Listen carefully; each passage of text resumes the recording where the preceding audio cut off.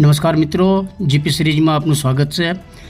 મિત્રો 31/12/2025નો આ વિડીયો છે અને ખેડા તાલુકાના ખેતરોની સ્થિતિ બતાવીએ છીએ. ડાંગરનો પાક બધા લઈ લીધો છે અને હવે ઘઉંના પાક માટેની બધી તૈયારી થઈ ગઈ છે. ખેતર ખેડીને બધા ખેડૂતોએ તૈયારી કરી દીધી છે. આપણે આ પાક્ષિક છેલ્લા 15 દિવસના ઝલક બતાવીએ છીએ.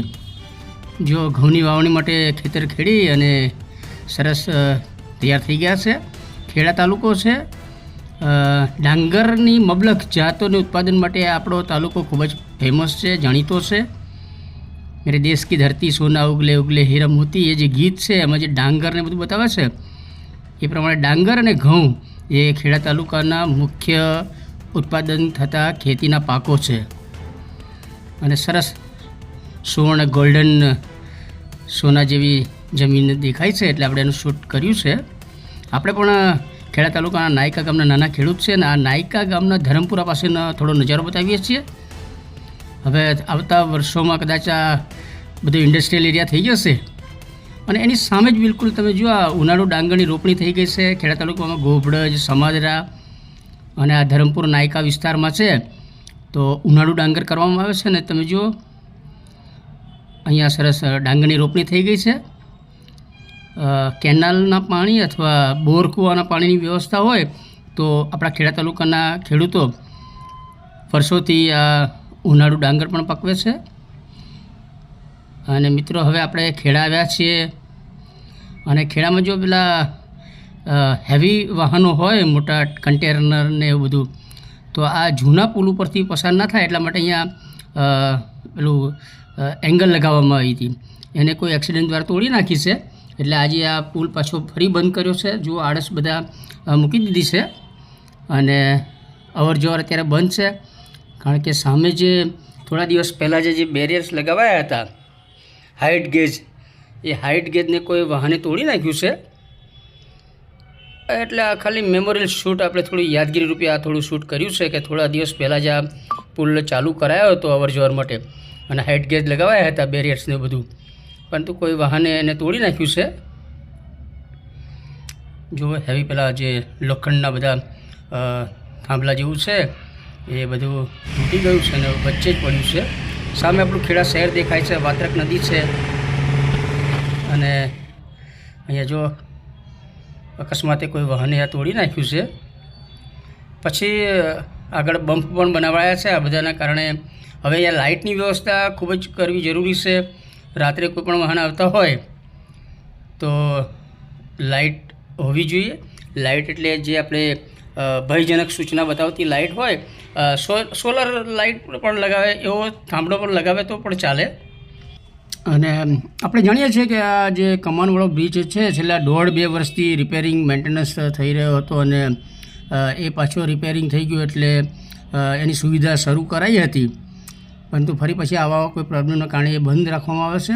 મયંકભાઈ છે પત્રકાર મયંક પંડ્યા અને એ કેટલાક ગામડાની વિઝિટ કરીને આવ્યા છે અને અહીં આપણને જોયા એટલે એમણે પણ અહીં થોડી ફોટોગ્રાફી કરવા માટે એવું રોકાયા છે. હવે આપણે ખેડા મેમદાદ રોડ ઉપર અંબિકા કોમ્પ્લેક્સ આગળ આ વિશાળ મોટું વડનું ઝાડ છે અને એની નીચે જ આ બળિયાદેવનું સરસ મંદિર છે. આ મંદિર હમણાં જ રિનોવેશન થયું છે. આ જે ભાવસરભાઈ અને ઝાલાભાઈને બધા ઊભા છે એમના દ્વારા મંદિરનો પુનરુદ્ધાર કરાયો છે અને એમની યાદગીરી રૂપે શૂટ કર્યું છે થોડું. અને આપણે અગાઉ પણ બળિયાદેવ મંદિરનું જે રિનોવેશન કામ ચાલુ હતું તો એનો વિડીયો શેર કર્યો હતો અને કારણે કેટલાક શ્રદ્ધાળુઓ દ્વારા એમને ભેટ પણ આપવામાં આવી હતી. જો સરસ અહીંયા વટ વૃક્ષ છે અને ત્યાં જ્યાં બળિયાદેવનું સરસ મંદિર છે ને પુનરુદ્ધાર થયો છે. અને આજે છેલ્લો દિવસ છે, બધું કામ લગભગ ફિનિશ થઈ ગયું છે. હવે એમની પાસેથી કેટલીક માહિતી આપણે જાણીશું. ધીરુભાઈ, હા, બળિયાદેવના મંદિર વિશે શું જાણો છો તમે? મેમદાદ રોડે બળિયા બાપજીનું મંદિર આવે છે અને દરેકના સાથ સહકારથી અમે કામ કરી રહ્યા છે. બરાબર. કેટલા દિવસથી કામ કરતા હતા? લગભગ મહિનાથી કામ ચાલે છે. મહિનાથી કામ ચાલે છે. જૂની ટાઇલ્સ હટાવીને બધું સરસ નવું કાઢી નાખી અને અને આ બધું લેટેસ્ટ બધું બનાવી દીધું. બરાબર. મારી હા, સરસ સરસ સરસ. હા સુરેશભાઈ, શું પછી આ લોકોનો સહકાર કેવો મળ્યો આમ? બહુ સરસ સરકાર લોકોનો ત્યાં ગયા ત્યાં કોઈ 500 આલ્યા, 1000 આલ્યા, 2000 આલ્યા, કોઈ 20 આલ્યા, કોઈ સિમેન્ટ આલ્યું, રેતી આલ્યું, કચ્છી આલ્યું, અને અશોકભાઈ આલ્યું, ડાયાભાઈ ઓળખારાએ આપ્યું, બધાને બધો સાથ સહકાર આપ્યું છે. તો મિત્રો આ ભળિયાદેવ મંદિર છે, અંબિકા કોમ્પ્લેક્સ, આપણે રિવરફ્રન્ટ છે એની બાજુમાં જે મંદિર છે. અને ઘણા બધા શ્રદ્ધાળુઓ રવિવારે અહીંયા શ્રીફળ કરતા હોય છે અને બાધા માનતા પૂરી કરતા હોય છે. એટલે જૂનું મંદિર હતું, જૂની સ્ટાઇલ્સ ને બધું હતું. તો આ ઝાલાભાઈ અને ભાવસારભાઈઓ છે એમના દ્વારા એ બધી જૂની ટાઇલ્સ હટાવી અને સરસ આધુનિક મંદિર બનાવ્યું છે. ઉપર જુઓ પતરાનો સરસ શેડ પણ બનાવ્યો છે. આગળ સરસ બેસી શકાય અને ઠંડુ ખાઈ શકાય એ માટેની પણ બોકડાની બધી સરસ વ્યવસ્થા છે. અને હમણાં આપણે અક્ષયભાઈ ભાવસર જે ખેડા નગરપાલિકાના ઉપપ્રમુખ છે એમને વાત કરી હતી અને એમના દ્વારા અહીંયા એ જે બ્લોક ને બધું છે એ વ્યવસ્થિત થાય એ માટે પણ એમને રજૂઆત કરી હતી. એટલે આવનાર સમયે એ પણ વ્યવસ્થિત થઈ જશે. અને આપણે પણ થોડું મેમોરિયલ શૂટ યાદગીરી માટે કર્યું છે. ભળિયાદેવ મંદિર, અંબિકા કોમ્પ્લેક્સ, ખેડા મેમદાદ રોડ, આપણે રિવરફ્રન્ટ છે એની બાજુમાં જ આ સરસ ભળિયાદેવનું હવે આધુનિક મંદિર બની ગયું છે. અને બેઠક વ્યવસ્થા સરસ છે, વિશાળ મોટો વડ છે અને ખૂબ જ પવિત્ર માહોલ હોય છે.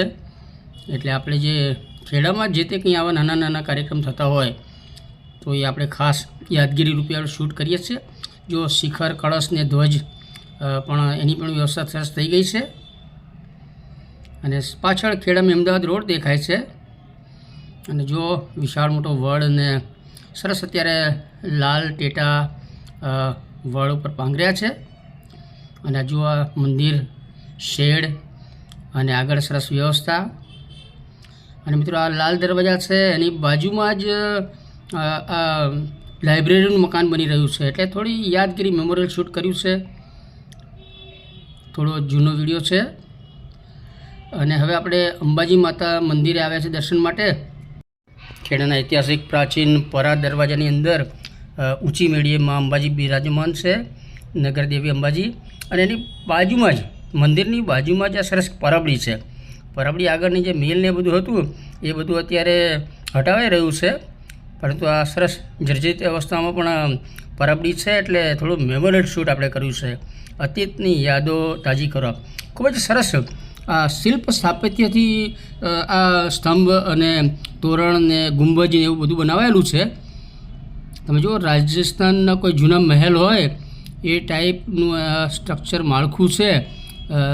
આપણે જે આના માલિક અત્યારે છે એમને વિનંતી કરીશું કે એને થોડું રિનોવેશન કરી અને ફિનિશિંગ કરી અને યથાવત રાખવામાં આવે. જો પ્રતિમા, શિલ્પ સ્થાપત્યમાં પૂતળીઓ છે અને સરસ સ્તંભ પણ છે. અને જો ગુંબજ, સરસ ગુંબજ પણ છે. અને આવા સ્થાપત્ય આપણા ખેડામાં લગભગ છે નહીં. આપણો બોરજ જે છે એ પ્રાચીન થોડું સરસ આપણું ઐતિહાસિક વારસો છે.